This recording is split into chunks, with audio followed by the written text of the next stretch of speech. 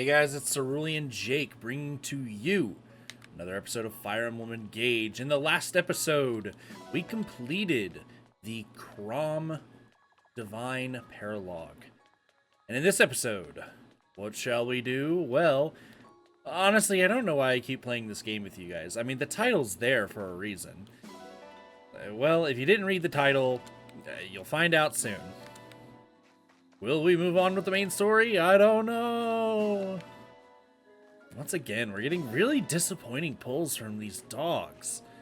Like, man, it's been a long time since I have had this many, like, disappointing chapters in a row. But oh well. Moving right along, let's see what we get from our well pull. Go ahead and grab a pretty pebble first. Okay. Thoron, we'll definitely take that. A brave axe. I don't think the brave axe is great for us. I think we'll toss that one back down.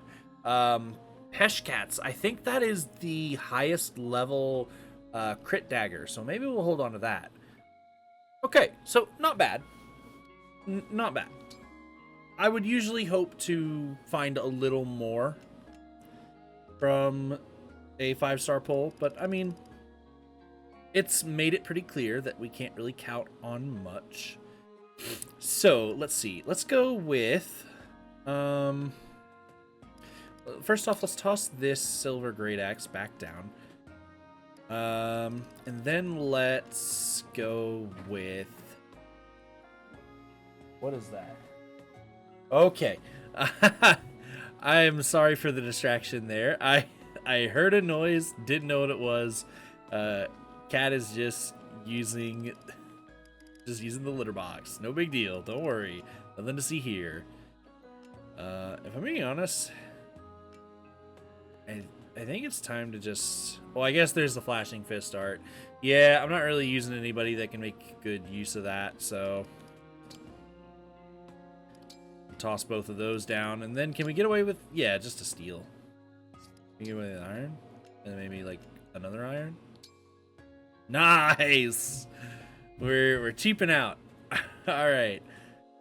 Am I using anybody? No. No. Alright, let's send it down. Alright, we're kind of on a roll here again. Getting those 5-star pulls. Gotten very lucky in this playthrough, because I will say it's not common that I'm able to get this, and it's super cool that I was able to do it in the Let's Play.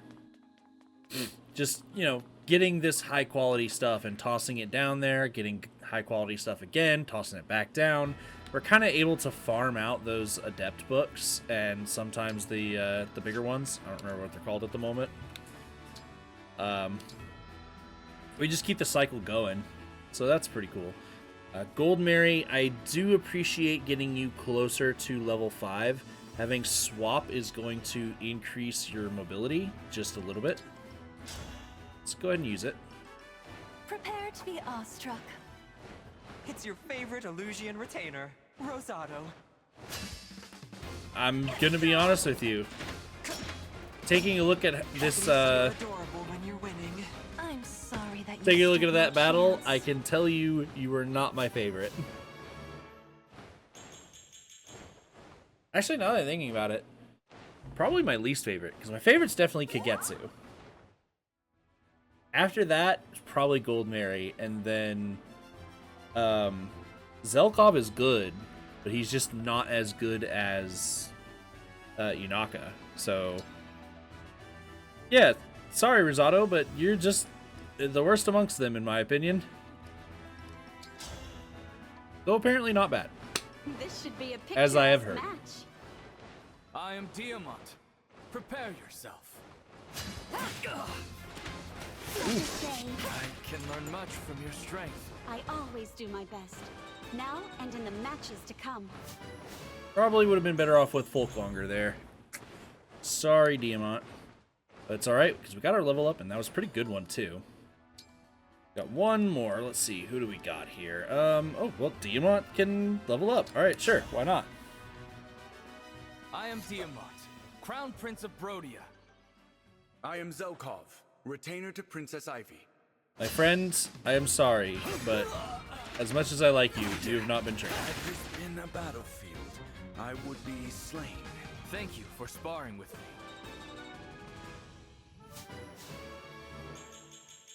All right, pretty good. I think that covers that. We did just get Crom, so we actually need to go over his skills. And instead of emblem training to do it, what better way than to just whip out the emblem rings and take a look at him? I think it's time to do a bio. Don't worry, I'm not stalling. Who would stall? It wouldn't be the person who forgot to get Crom's emblem ring information pulled up. It would never be that. I would never. So anyway, Emblem Crom actually has a lot going for him. Honestly, I think that generically speaking, Crom has a lot of viability here. You could realistically stick Crom on most characters and they'll find something to do with him. So the stats that he gives are strength, dex, and speed, all of which are just excellent. A majority of characters in the game are going to be physical attackers, and all physical attackers minus, armored units are going to enjoy strength, dex, speed. So, yeah, already doing great. What do we got in the way of skills? Well, first off, we have surprise attack. If the unit initiates combat from terrain that provides an avoid bonus, then the foe can't counterattack. So, it's similar functioning to how Yunaka's personal skill works in that it interacts with avoid and terrain. The problem here is that this is a little less proactive, I would say. And it sounds weird because you would think like, oh, well, with Yunaka, you're kind of just sitting and waiting for them to come to you. That's less proactive, right? Well, with Yunaka's personal skill, you get to choose, like you get to pick your spot of when you're wanting to do it. Whereas, if you're trying to run up and attack a foe from an avoid terrain bonus, you kind of just have to hope that they happen to move next to one, because otherwise you're not getting it, right?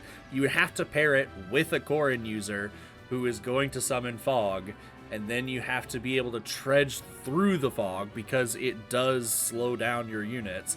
Like, it's really not something that you can depend on happening all the time. When it does happen, pretty neat. Not a horrible skill. But the next thing that he gets, and this is great. Truly, I think, one of the most underrated skills in the game, Rally Spectrum. So the way that this works, I think there's a few versions of these, so I need to scroll down to the correct one. Yes, so the amount that it gives never changes. It will always give +3 to all 7 of the basic stats. That's how it works. What upgrades instead of the amount that it gives, because 3 is already enough, that's plenty. What upgrades instead is your range. Once you get to Rally Spectrum Plus, suddenly it is everyone in 2 spaces that you're able to do this for. So you, realistically, if you set it up perfectly, and I know this is pie in the sky, it's not necessarily going to happen this way. If you set it up perfectly, Rally Spectrum can just pretty much rally your whole team, and then you charge. That's kind of insane. A +3 to every single stat, to everyone in your party, and then you go. Even if you just rally 2, maybe 3 people with this, it's already so much value. Just for one person's turn, that's great. You don't even need to have Crom equipped for this. You could very easily, maybe not easily because Rally Spectrum Plus is pretty high up there and does cost 2,000 SP. So, maybe not easily, but still, pretty great, I would say. What else do we get from this? We are getting brute force now. Brute force is fun, but not good. So critical hits deal increased damage with physical attacks. What exactly does it say on this? It increases the damage of critical hits by 33%. I mean, I don't know what the math on that exactly equals. Does that just mean ×4? I don't know. Whatever the case is, if you're critting, you're probably killing. So it's kind of one of those things that's just, it's just icing. You know, like we already got the cake. So we really don't need brute force. It's cool when you have it. I would never recommend inheriting this. But if you're using Crom and you get it, it's cool to get. And then finally, in terms of the sync skills, we have Charm. As I recall, Charm is not bad. If the unit's attack triggers a chain attack, it increases the chain attack's accuracy to 90%. This is pretty niche, if we're being honest. It's only a 10% accuracy increase for backup attacks, so is it worth? I mean, probably not. It is only 800 SP, so it's not a ton. I just think that there's a lot more things that you could inherit. Mainly the thing about Charm and why I do say it is pretty good is because it actually goes with Crom's ring extraordinarily well. So we'll get to why Charm is so good specifically with Crom. But in terms of inheriting it, I think you'll get a little more out of other things. But I mean, maybe, like, you know, we've got this whole situation going on with Diamant has Lucina and we're pairing it next to Alchrist and Lynn. So I mean, maybe that could be something we could inherit on Diamant, and that could be funny, could be cool, but not necessarily strong. I just don't recommend, unless you're trying to do something fun, I don't recommend inheriting this. Going for the weapons, we have the Levin Sword, Thoron, and Falchion. It kind of depends on who you equip this to, on which of those are going to be good. If you equip this to someone, I mean, such as ourselves, realistically speaking, we're going to be sticking with Falchion and then sometimes Levin Sword. Very, very rarely Levin Sword. Crom does have something that will make the Levin Sword useful on physical attackers, and you can tell that that's what was intended. However, I have some other ideas on how this is meant to be used. Overall, decent weapons, not necessarily perfect. In fact, Thoron is a bit weaker than the Thoron that we've come to know. Thoron in Engage is a 3-range spell, whereas this is a loyal recreation of Thoron from Awakening, which was just another lightning spell, which is 1 to 2 range. So, not quite as strong.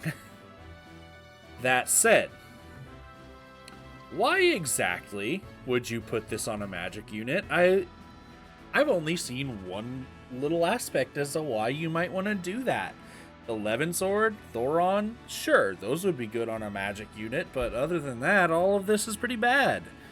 Well, let's talk about other half. When the unit initiates combat, Robin will chain attack. Oh, by the way, grants magic plus 10 while engaged. Holy crap. Magic plus 10 is an insane amount. And the only reason that they felt comfortable doing this is because they are fully convinced that you're going to stick this on a physical attacker, such as Jake, or rather Alir in a more general sense. they're convinced that you're going to stick this on someone like Alear, and, well, the magic's bad, so we got to patch that up. Oh, no, my friend. I recommend you stick this on either mixed attackers or on mages. Because at the low cost of pressing the plus button before you attack, you get plus 10 damage. Holy shit. That's a lot. But we're not done here. Let's go ahead and explain Gig 11 Sword. Whoops. I'm just all over the place right now. Gig 11 Sword. Used to attack with a magical sword. Magic attack that uses physical attack power. Okay, it's it's a little all over the place in terms of how this is explained. So going through here and kind of reading what it does from the wiki. Let's see. When activated, the user works with Robin to attack with a magical sword that deals magic damage but uses the user's physical attack power. So, in this case, Gig 11 Sword is actually doing more damage if you equip this to a physical unit. So, in reality, if you want to use this unit to its greatest extent, you are wanting to put this on a mixed attacker. Which is why, in my opinion, one of Crom's best partners is Selene. Selene has 15 attack at level 7. Is only going to get more from here on. And by the end of this, when she is level 20 with Crom, we'll have, it's not telling me how much.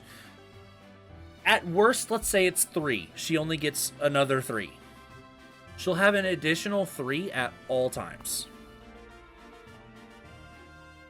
It kind of makes it to where she can use every aspect of this ring. So, in my opinion, this is probably Crom's best match in terms of being able to use every aspect of the unit and of the ring. That said, there are a couple other pairings I could recommend. If you chose to keep Anna in her warrior class, then I think that's a pretty good pairing because you will get the strength bonus. As a warrior, you are growing strength pretty quickly, so Anna does get to use the physical side of it, but she's also got that insane base magic stat, and she loves using the radiant bow. So hitting engage and then using the radiant bow, you just get plus 10 magic right off. So pretty great. In the same vein, the other good user, in my opinion, would be Fogado. If not Anna, then Fogado is sort of your go-to radiant bow user. Those would be my recommendations if you're wanting to use Crom to the greatest extent. But other than that, he realistically, you can kind of just stick him on anybody. He does pretty well on physical units. He just pumps them full of magic to be able to use the magic stuff. Or you could just stick this on a mage and they just get plus 10 magic whenever. I'm going with Selene. We go together. Now, I do have a few chores that I need to get through, so I will see you in a little bit. Hold on a minute there. We are not quite done. I forgot about something and wanted to go ahead and check. Wanted to make sure that it is something I wanted to go ahead and do. So here we are. I want to emblem train Selene. I want to go down here, down to Veronica. You may be asking yourself, why did you do Veronica's chapter so early? I mean, you had access to Crom's chapter, and Crom is going to be Selene's long-term ring. So why the hell did you do Veronica's chapter instead of Crom's? I actually had a really good reason for that. And I think now is the time that we need to take advantage of it. I'm going to Emblem Train. And we actually managed to save a lot of bond fragments by just equipping Veronica to Saline for so long. I want to Emblem Train up to level 13. I am Saline, Princess of Firine. I am Veronica.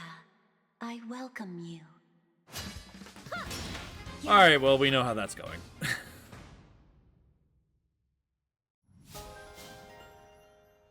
Okay, so now that we are level 13,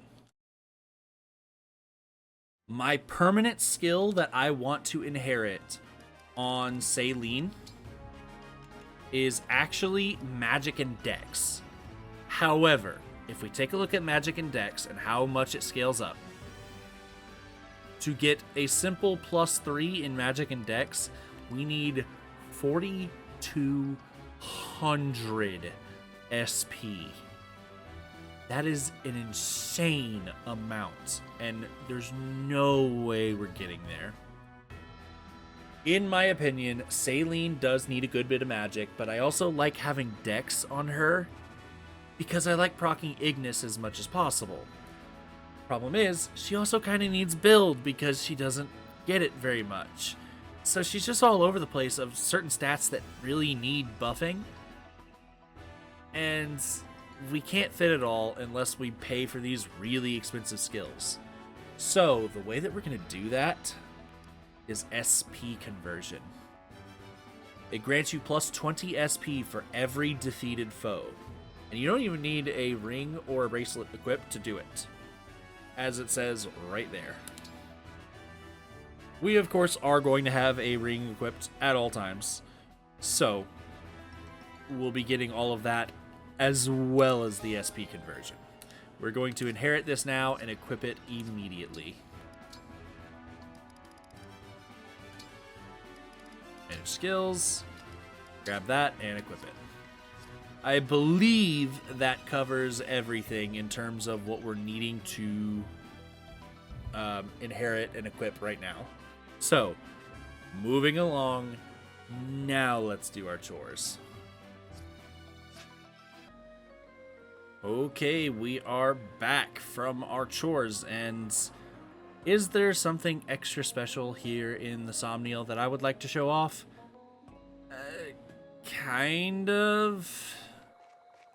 Look, to my knowledge, at least from as far as my memory goes, there are only 2 more things in the Somniel that I haven't really shown off.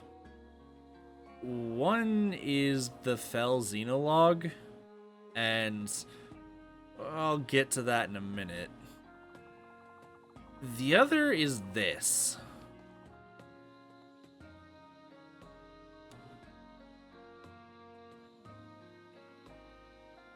There's a little pavilion here at the end of the road here. It's called the Tower of Trials. Earn rewards by taking on special challenges in the Tower of Trials. In Tempest Trials, you can aim to clear several maps in a row. You can set the difficulty before you start. In Relay Trials, you will team up with players online and take turns battling foes. And in Outrealm Trials, you can battle other players' armies online using maps of your own creation. Look, I just don't care for any of these. If I'm being honest, I'm sorry. I just don't find any of them particularly interesting, and I don't really want to cover them. So, I mean, I'll cover them in the sense that I'll talk about it really quick. If we were to go in here, all items that you use are restored at the end of the trial. Your allies also restore their pre-trial states. You'll get some experience and other rewards for battles that you cleared at the end of the trial. Since the changes to your army aren't permanent, feel free to hold nothing back. Tempest Trial is probably what you want to pay attention most here, because you're going to be clearing multiple in a row. You'll be getting experience, And eventually you're going to get rewards in the terms of defense crystals, attack crystals, etc., etc., etc. Might, res, speed. I don't really want to bother with any of these, but I do want to show you what these do. And unfortunately, this is going to require a couple more load screens, because first we need to back out. Then we need to go to the Somniel map. And we need to go to the ring chamber.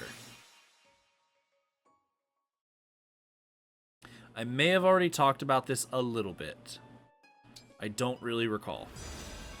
But we can go down here to the pedestal, and we go to engage weapons. If you were wondering why certain engage weapons were just really, really bad and just clearly worse than all the stuff that you can get here in the game, this is what those crystals are for. Obviously, we're able to go to the smithy to make our weapons better. But if you want your engage weapons to be better, you use crystals and you make them better here. So we can augment our weapons with any of the crystals that we have. Let's say we want this killer bow to be great. We can use might crystals to make it stronger, hit crystals to make it more accurate, avoid crystals to give us more avoid, crit to make it critical hit more often, dodge to make it where we don't get crit when we use it. And then we also just have some flat stat upgrades. So, I mean, we get dexterity when we use it, we get speed, we get defense, and we get res. Pretty neat. We can also equip these to all the other weapons as well, but what you will notice is as you progress down the tree, your weapons get more expensive. So the killer bow being the base weapon, it only costs 10.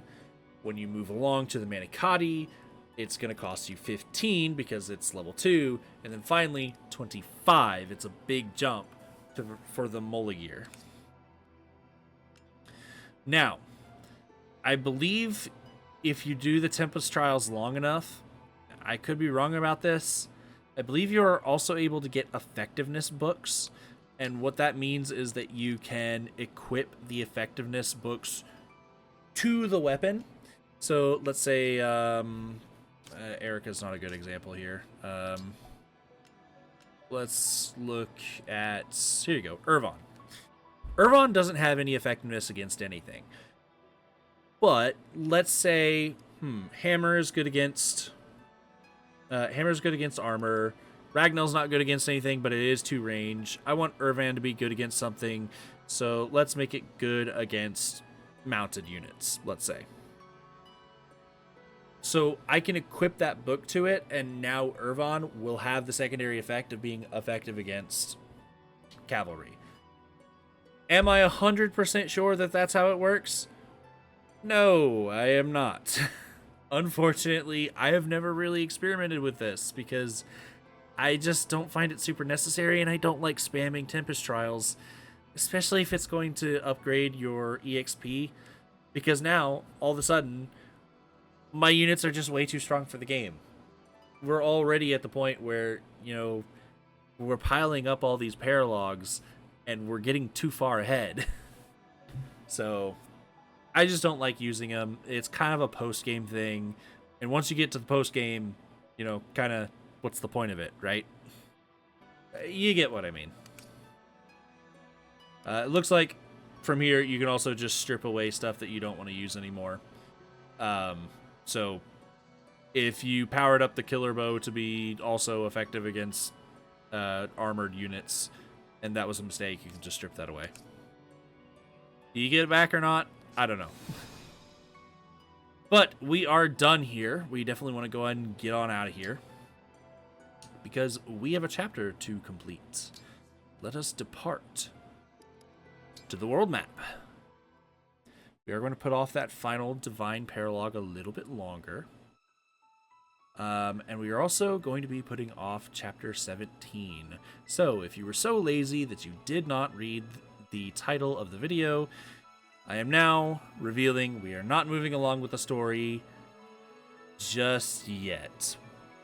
After this, I promise, we only have one more map that we're going to do this episode, and next episode, we are moving on with the story. But first, we need to complete the Crossroads of Fate.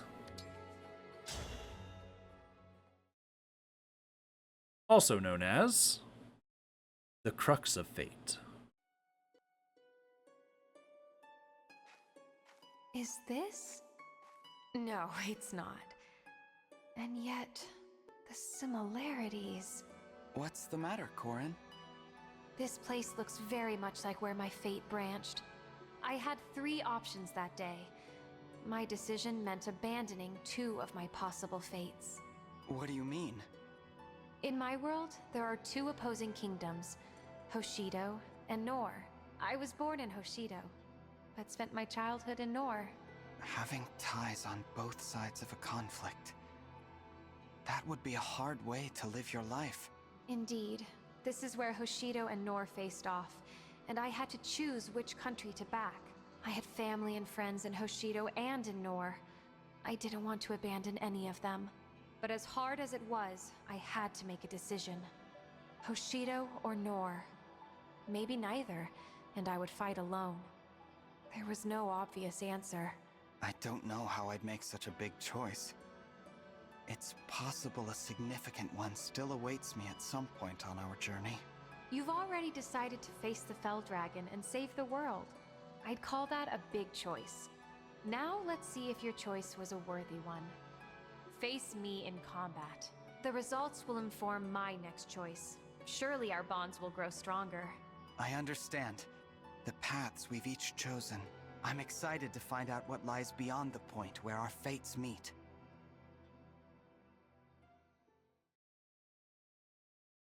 Okay, so we have Emblem Corrin's Paralogue, which means, sorry Yunaka, you're gonna need to take a break. I believe it is time to bust out the new emblem, so Celine, you're gonna be joining us for this. That does give us a magic unit, but I don't think you necessarily need to be our only magic unit. Is there anyone who could sit on the bench for a little while? Could do Jean, he's doing fine. Could do Panette.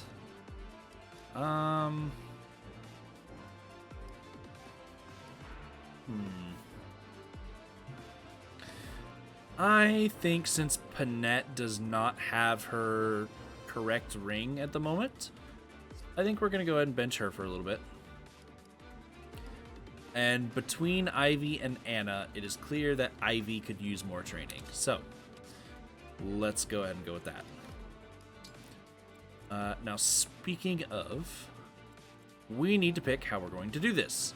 So, I will say, there is this river in the middle here. We don't need to worry about it too much.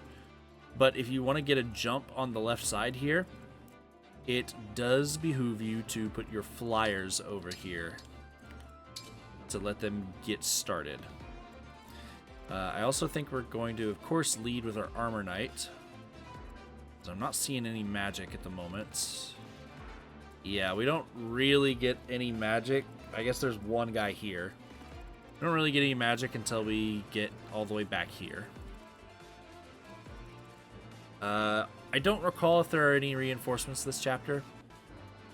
I mean, with how few enemies there are populating this, I feel like there would be. I just don't remember, though. So, we'll find out. We shall find out together. Let's do it this way. I think we're good here. Just, hold on. Seashore Travels, pre-battle, post-battle.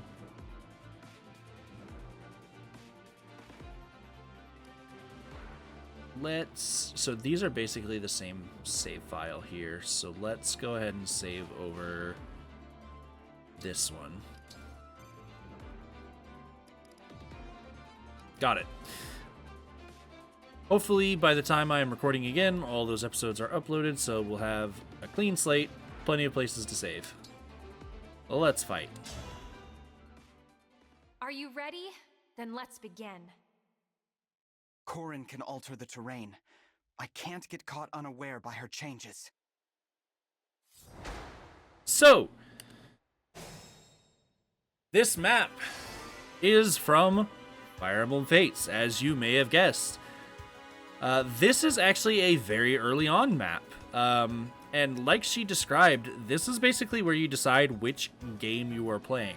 If you did not know, Fire Emblem Fates, they kind of did something similar to what Pokemon does, where you have Scarlet and Violet, you have Red and Blue, you have two versions of the game. Here's the thing, they went a step further than just calling it a different version and putting a couple different Pokemon in it. This one had entirely different stories as well as characters that you could recruit. And the way that it worked is that you purchase one game, and when you get to this point, you would be forced to make that decision. However, if you bought both of the games, which okay, thanks for the info. If you bought both of the games and sort of like packaged them in as a DLC, they would download all the content onto a single cartridge. And when you get to this chapter, you would be forced to choose. Do you side with Nor, Hoshido, or neither? Which was a DLC option. So, what we end up here with is over on the left here, we have Norian forces. Particularly, these here are the Norian Royals. Right in the middle, we have Xander, followed by Leo, and Elise and Camilla. And then over here, we have in the middle, Ryoma. He is the leader on the Hoshidan side, followed by Hinoka, Takumi, and Sakura. So, it's a fun little reference, and I really enjoy this. Let's go ahead and see how it pans out with Engage. We can go and attract one of you. So that should be no problem at all. And then we can move ahead over here. We are getting this guy to come after us, but he's doing like no damage. I have a sneaking suspicion that we were supposed to address this a little earlier than we did. I didn't actually pay attention to the recommended level here, so I'm not sure when we were supposed to. They both have the same accuracy, so we'll just go with Balganon. I guess, actually Thunder would have been safer, because we would have got 2 shots with it. We got a build, which is really nice. There is a tome coming later in the game that I'm going to want Ivy to use, and it is quite heavy, so we're wanting as much build as we can get. All right. Because I don't believe I worked build plus into Ivy's build. So she's working with whatever she gets. Yes. I think the objective, if I'm remembering correctly how I planned to work around that, I basically had just planned on putting an engraving on it that drops the weight as much as possible. I think that's realistically only like 1 or 2 that we could possibly do. Perfection. Yeah, not even close, buddy. They're all gonna rush up on me. You're gonna do no damage and you're dead. Simple enough.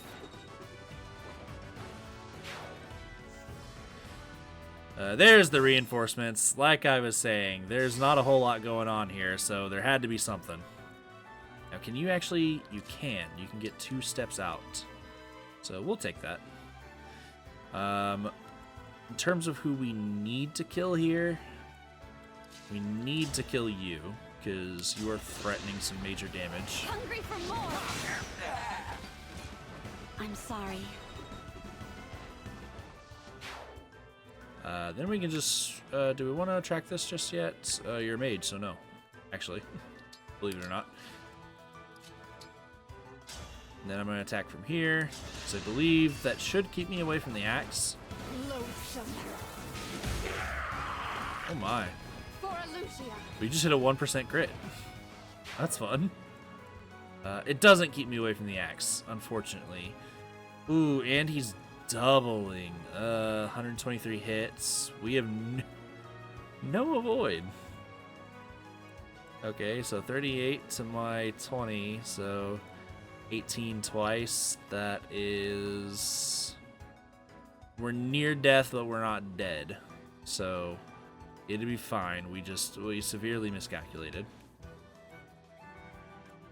Now how do we want to deal with these fellas? Over here. See, we're not doing a ton of damage here. Could always just, you know, click the button and suddenly we're doing a bit more. Unfortunately, we're not fast enough to be doubling, though. This will still be a good chunk, though.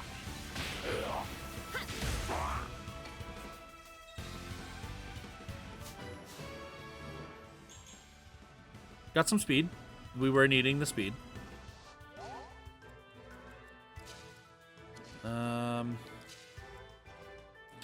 Let's have you come out over here and finish this guy off. I am guided by the emblems. You can finish this off.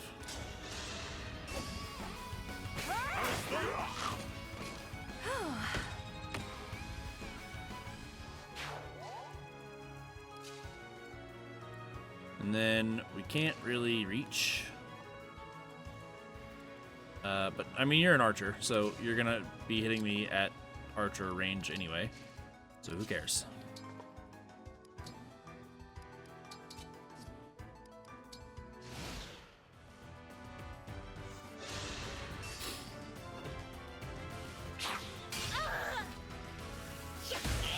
Alright, we take a good chunk there, but we're fine.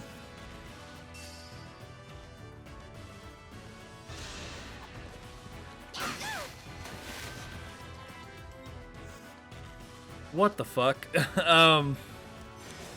Why? You have Ivy near death. That is insane to me that is the choice that you made. Alrighty. How are we handling this? I know you can. I plan on taking advantage of that fact. From a distance. We're gonna do it from here. We are taking 14 damage, no matter what. But now, I'm gonna come over here. This guy is getting finished off for sure.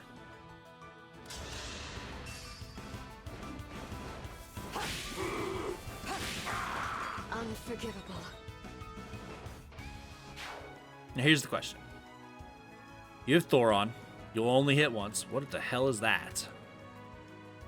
If unit's HP is 50% or less at the start of combat, grants crit plus 30? What in the fuck? I have never seen that. Alrighty. Well, I don't plan on doing that. I plan on having you one-shot. But you're dealing 43 magic damage, which I'm definitely not living. So yeah, kind of needs to be you that gets to live. Unless 34 physical. You're dealing 10. All right, we're living that. So we are cool with just taking the kill here. Goodbye. A right and proper end. I will back up to join you. Then again, I didn't consider this 16 speed. Again, perfect for doubling. 14, so 24, you're fine.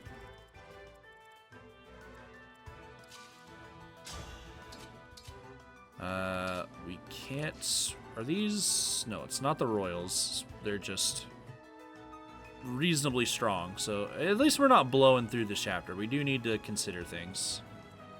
If I can, I shall. We can do some pretty good damage here. So this 11 sword does 24 damage and has 87 accuracy. Ours is just significantly better. All right, cool. So we're gonna be sticking with this 11 sword.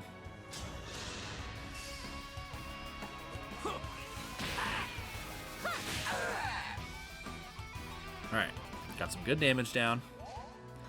We can finish this with Diamant. Probably just Float Longer is fine. You put up a good fight. Alright, next we need to make sure that this mage goes down. But this guy's defending him, so we go in here and we kill this guy. This ends now. Goodbye. I won't forget you. Now we can pop on over with Alchrist, and he can handle this just fine. Excellent. Not engage. Attack. I'm here.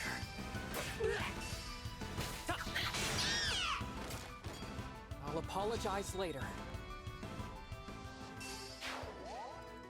Okay, and then you finish this. Or don't. I'm probably gonna have to rewind that now because you missed. And this kills. The fight for Yeah. peace. Alright. Missed like a 90% shot. Alright, well, ignore that. Ignore this. This isn't happening. You're not seeing anything. Alright. Let's back up a couple. So we have a few rolls at this. What did you miss? An 87% chance? There. Perfection. Yeah, now perfection. Because I fixed it. Jackass. This is it. I had to stop you. Let's redo the turn. Hey, cool. We leveled up. Awesome. Amazing. Take a pop shot at this guy. He's gone. Goodbye. Now we're good to move on.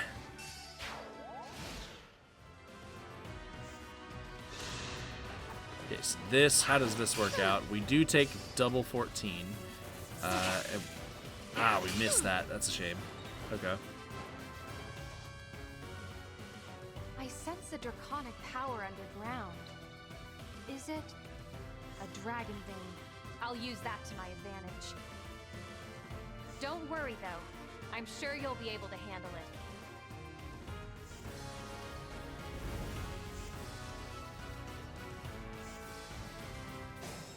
So yeah, now it's not water, it's fire. You know, just in case, you know, maybe you were concerned that, you know, all this nice fresh running water would be so bad for the environment. No, we're gonna set fire to it instead. But yeah, she dries out the water so you can run across it freely. There are these little fire spots that are hard to traverse, but it's not a big deal. You are not a mage, so, or rather, you're not a mystic, so you don't get to ignore the terrain bonuses. This gets close to doing it.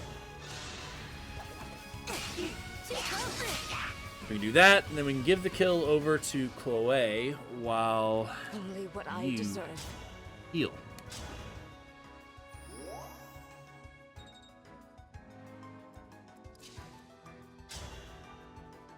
More than likely, she actually would have just gotten the kill herself.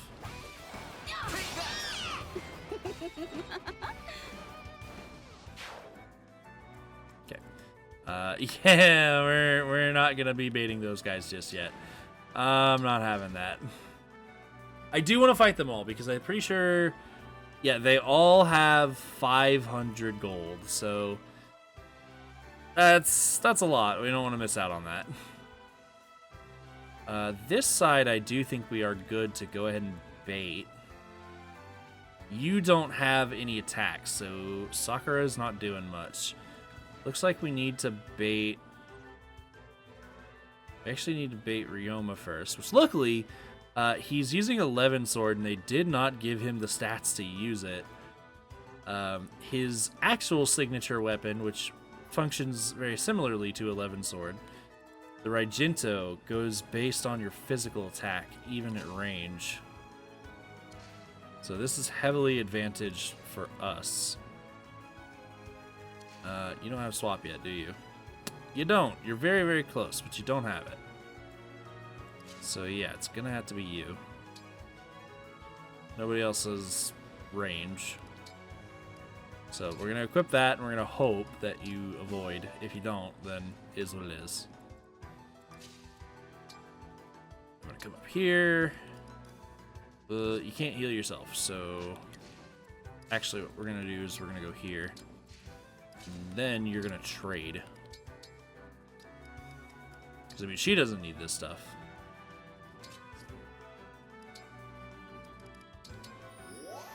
There we go. And then I will move you close, because we will need you soon. And you guys are good to go, so we're just going to wait right here. Yes, yes, I'm aware. Did not avoid, so we don't get a chunk, but that's fine. He is now baited. Ooh, they are trying to cross... Oh, no, they're converging on Corrin. I see what's happening. Interesting AI. Not what I wanted, but it's fine. We can make it work. I think if we get too close, then Corrin is going to rush us, which is not what we want. It does mean we're going to need to bait all of this stuff out. First, though, we take care of this. I don't have Anna, so I can't just decide that Gold Mary is the target here. I do have an idea, though. I wouldn't hate doing this. Let's wait until we remove you first. Yeah, Folklonger is definitely better for me.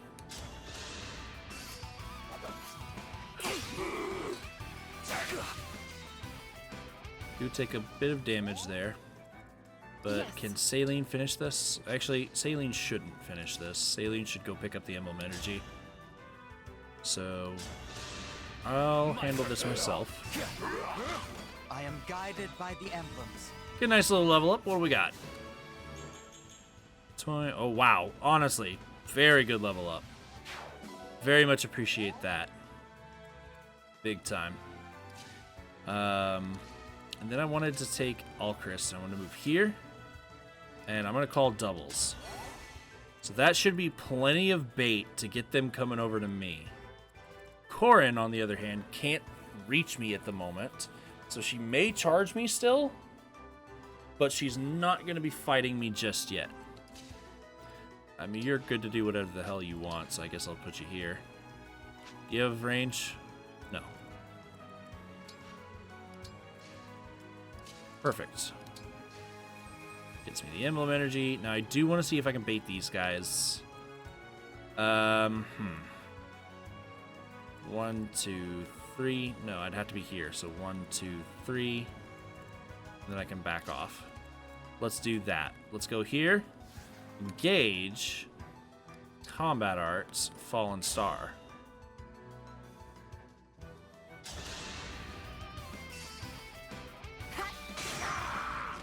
We get the kill. We also have a free dodge now. I do want to get out of Corrin's range, but I was kind of hoping to stay in the range of... Yeah, Camilla. Perfect. Let's hear it. Move you down, and you kind of just need a self-heal.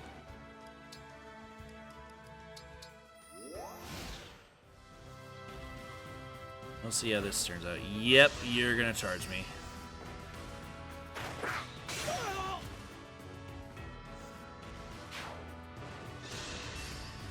We do bait Camilla away, which is good.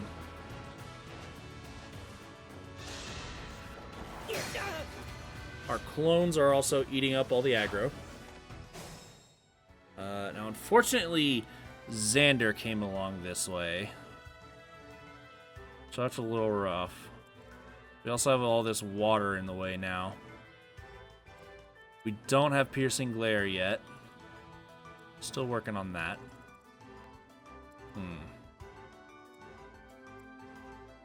Okay, so, I mean, this is pretty simple. Yes. I'm just gonna... Well, maybe not that far. Maybe we'll just go here. I actually don't get the kill, so maybe we go here.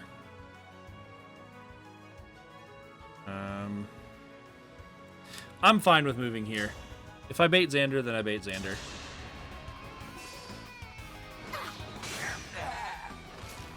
You never had a chance.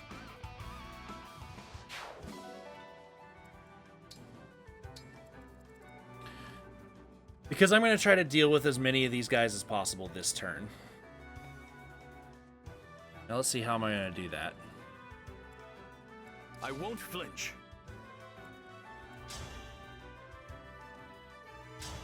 You can take care of this guy easily. Soul was big there. Double soul is even bigger. Remember this. Because all of this water is going to disappear and Corrin's going to have access to me, so I don't want to get blown up.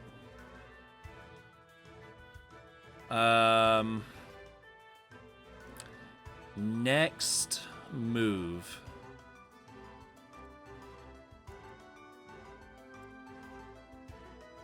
Go here. You're not going to be able to reach because of all the water. How much damage are you taking? Take 29 from Torrential Roar, which she's going to rip that as soon as possible. We have 26 HP, so unfortunately we just don't get to be a part of this.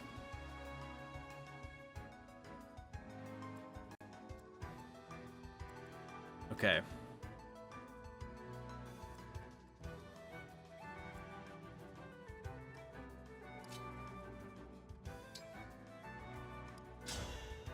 I'm gonna attack here.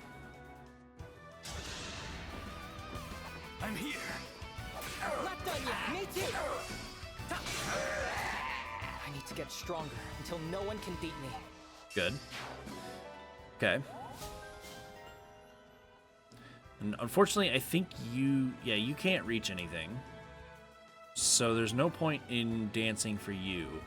What I can do, though, is I can come... Oh, wait, the double is in the way. Yeah, that's a problem.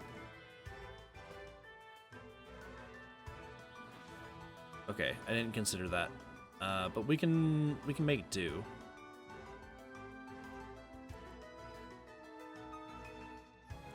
Unfortunately, you just have to run. There's no other option.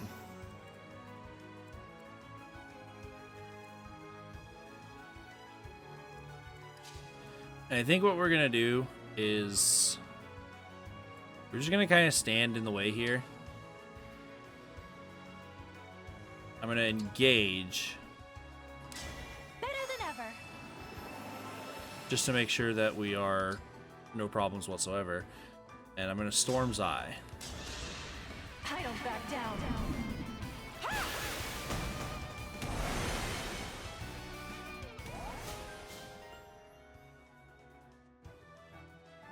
Do I think that I'm likely to get hit? No. I think they're more likely to be going over here. But I cannot reach Alchrist as it is. So I want to come right here. I think this will be okay.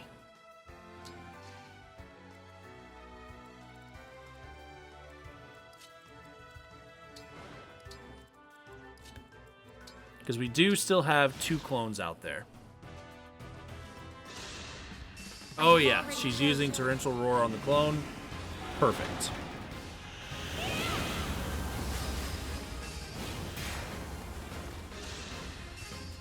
Then we lose our other clone to Xander. We actually do a shit ton of damage to him first, which is awesome.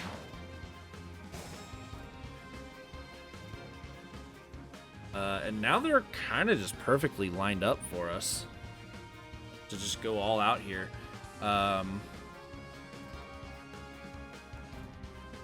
Okay. I kind of want to plan this out.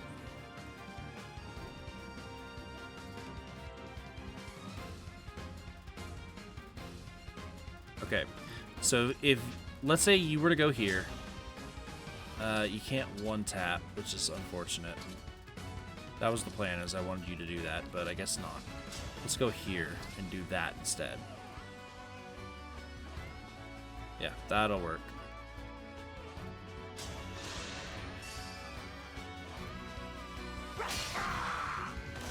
We'll have to fight our way through.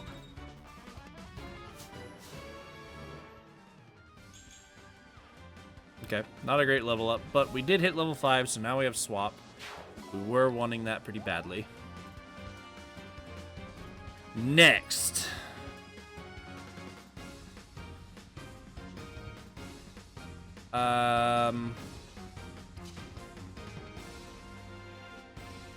Next is standing here, engaging, and doing as much damage as we can to this guy. So I would end up doing, let's just say 18. Let's say I do 18 damage to that guy. Does a hand axe finish him? Well, hand axe just does it right now. So let's do that.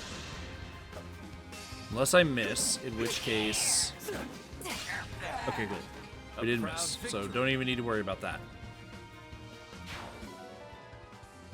So now Alchrist can come right here. And I mean, why the hell not? We'll Astral Storm. It just guarantees deletes this guy, so we don't need to rely on Luna at all.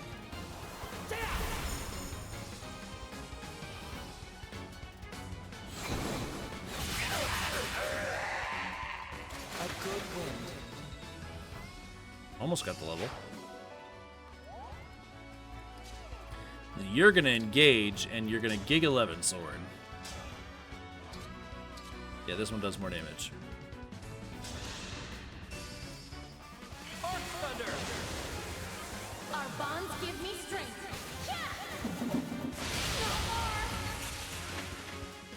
That's a really fun engage attack. Cool animation. Not particularly good, but you know, is what it is. Now, this is what we're doing. Lend me your strength.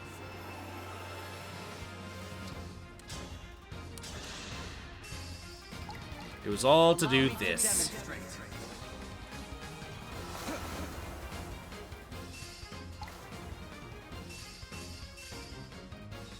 Perfect.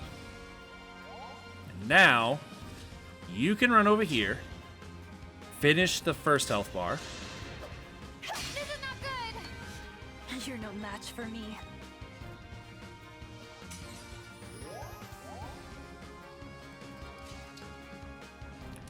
You can go... Well, she's broken, so I can just go here. Now, unfortunately, Corrin has this fun little skill called Pair Up. Prevents damage from foes' chain attacks against the unit. So I actually want to see this.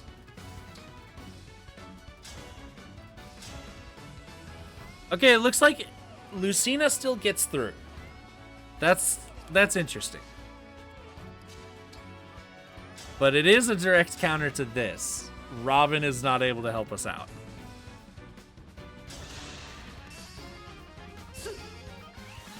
Allow me.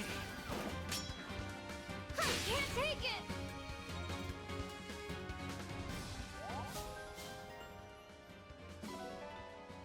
I don't think we have Warp. Yeah, we have Heal and Physique.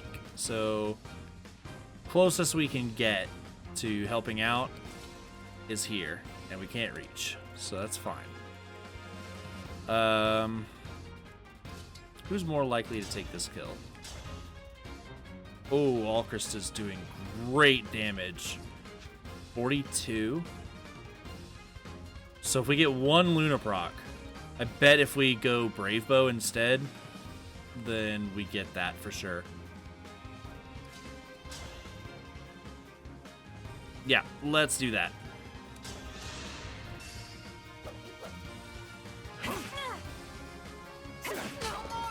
You put up a good fight.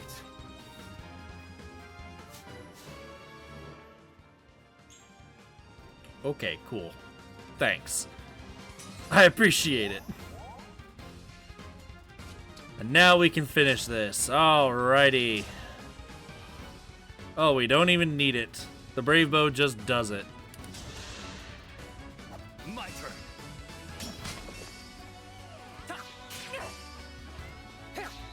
I appreciate the Lunas when I get it. My path is clear. My brand.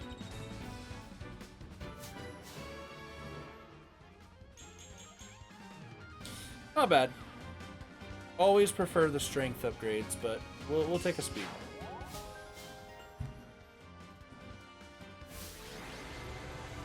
Chloe. Yeah, I could see it. I get it. We're done after this. Chill, controller.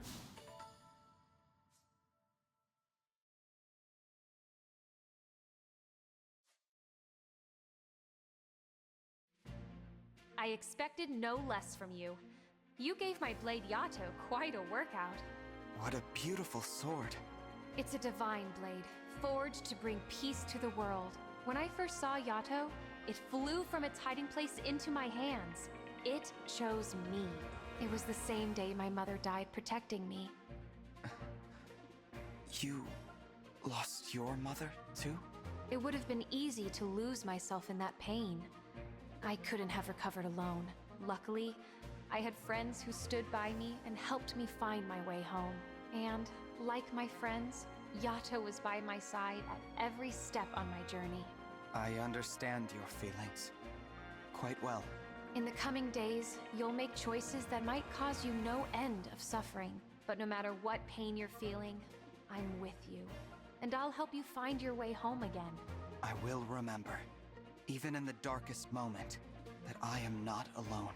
Then you'll be just fine. Thank you, Corrin, for joining me on this path I have chosen.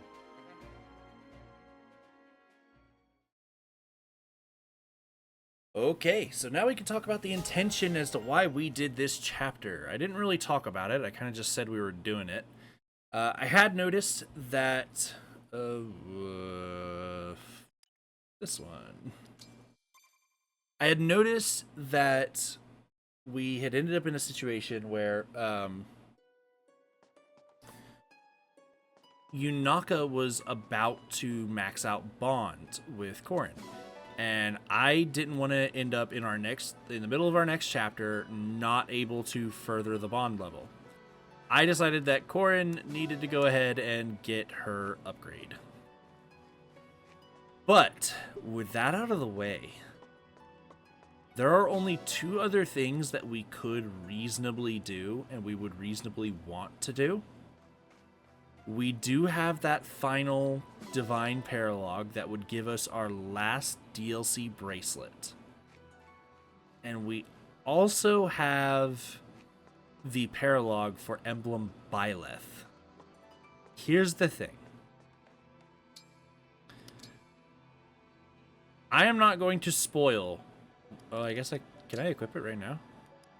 Nice. Corrin, I'll protect you.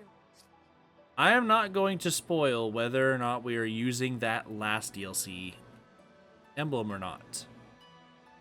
I'm just going to leave it out there. We may use it, we may not. You'll find out. But for Byleth, I can tell you that we're not going to need Byleth powered up for a very long time. Does that mean we should put it off for that long? No, because we want it to actually be a challenge and we want it to be fun. But we don't need it right now. Because if Byleth maxes out on Jake, then... I mean, who cares? Because that's not his long-term ring anyway. So with that in mind, next chapter, we are moving along the story for what I believe, in my personal opinion, is the hardest chapter in Fire Emblem Engage. So, I will see you then.